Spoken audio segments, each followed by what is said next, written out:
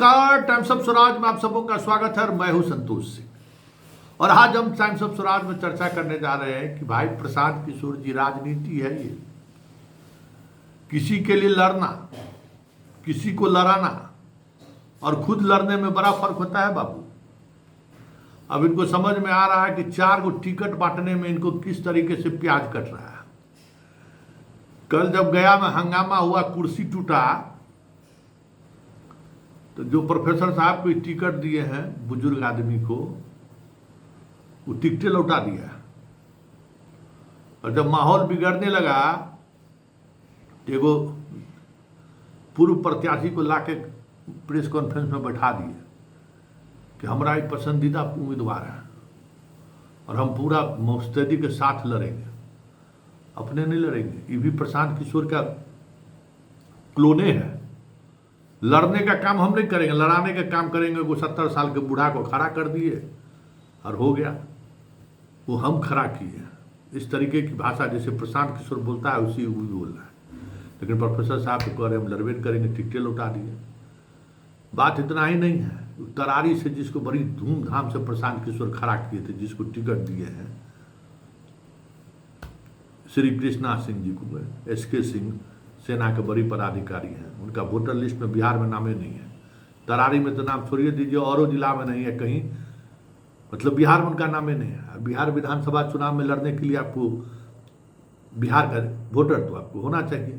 तो लगे हुए हैं जुगाड़ में कि किसी तरीके से वोटर बन जाए। कह रहे हैं कि देखिए राशन कार्ड में मेरा नाम है कि नहीं। अब बताइए, श्रीमान का राशन कार्ड में नाम ढूंढ रहे हैं, इनका आधार कार्ड कहाँ का है? ये जब अपना पेंशन फिक्स कराए हैं उसमें कहाँ के एड्रेस से पेंशन ले रहे हैं और कहाँ के वोटर हैं?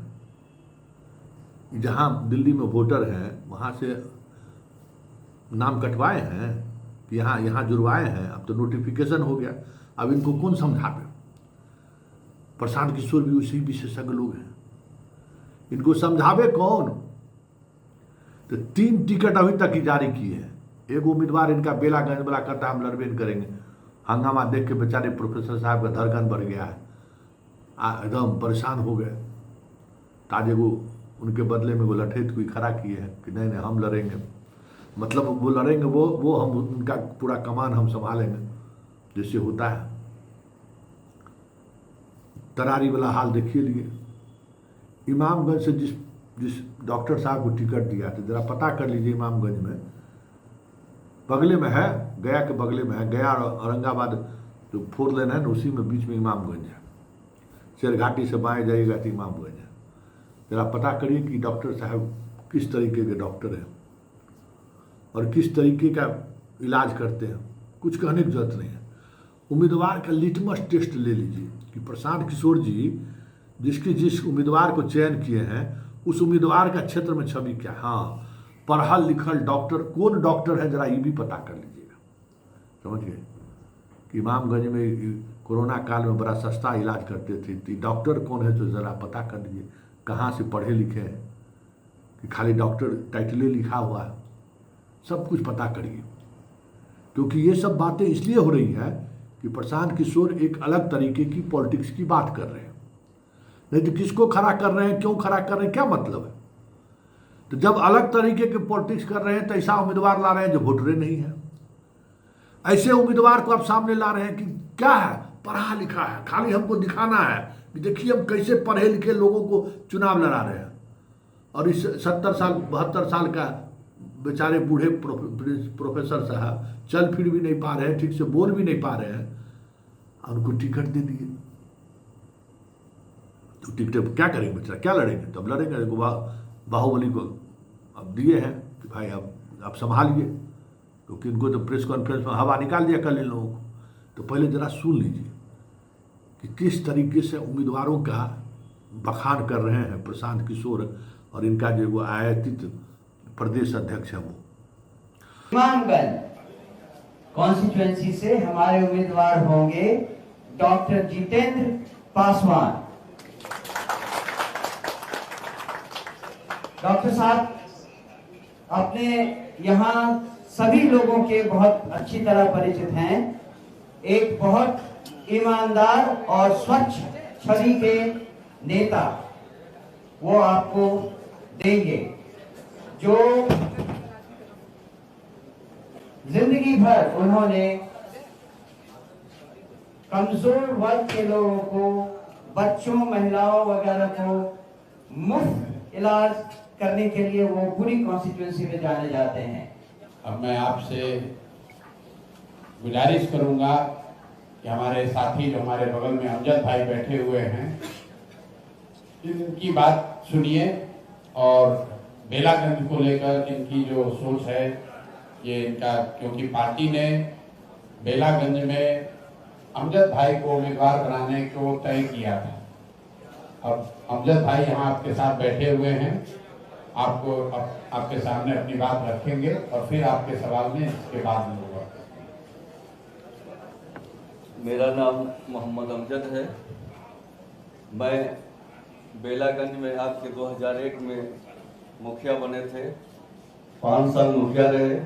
उसके बाद 2005 में पहला चुनाव लोजपा से लड़ा, 9000 वोट से हम हार गए थे। दूसरे उसी आपके 6 महीने के बाद जदयू से चुनाव लड़े थे, उन्हें 5900 वोट से हम हारे थे।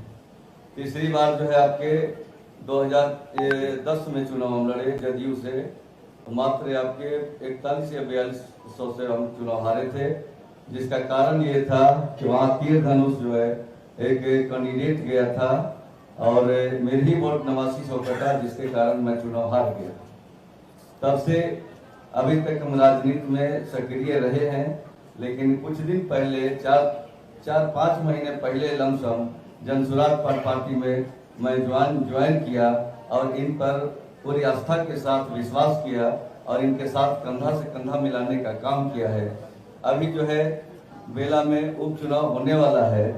हमारे प्रशांत सर मुझे टिकट देने का काम किया, लेकिन मैं वहाँ के एक प्रोफेसर खिलाफत साहब हैं, मैं उनको कैंडिडेट बनाने का काम किया है और पूरी कोशिश रही कि उनको जिताने का काम करेंगे। सुन लिए, तसल्ली हो गया ना। जीवन में कितना बच्चों को क्लास में पढ़ाए, अगर मिर्जा गालिब में अगर कोई जानने वाला हो तो जरा पता कर लीजिए। अभी हाई कोर्ट में फर्जी बहाली मामले में उस कॉलेज का 20 प्रोफेसर का जो है सो बहाली रद्द हुआ।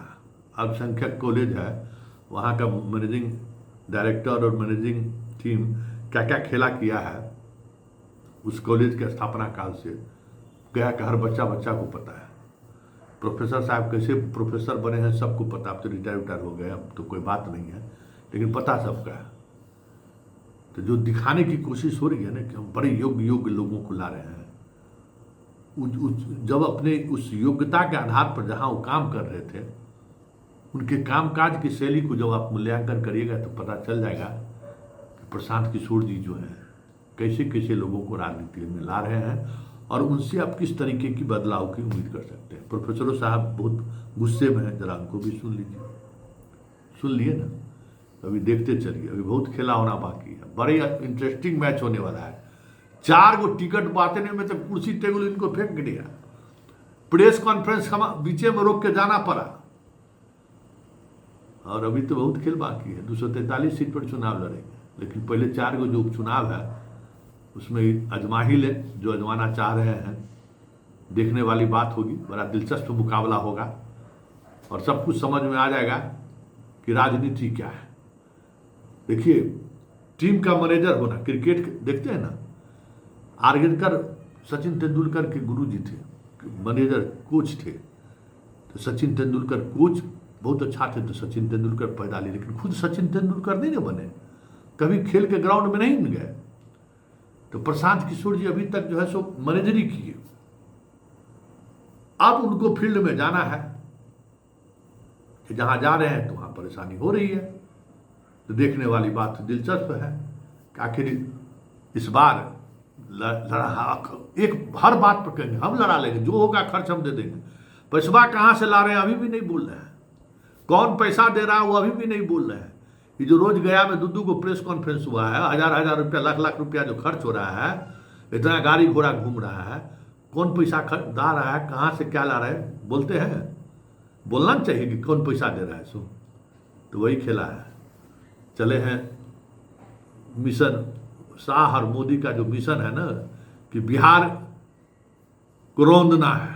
बिहार एक ऐसा जगह है जो हम सब जगह जीत के आ गए, बिहार नहीं जीत पा रहे।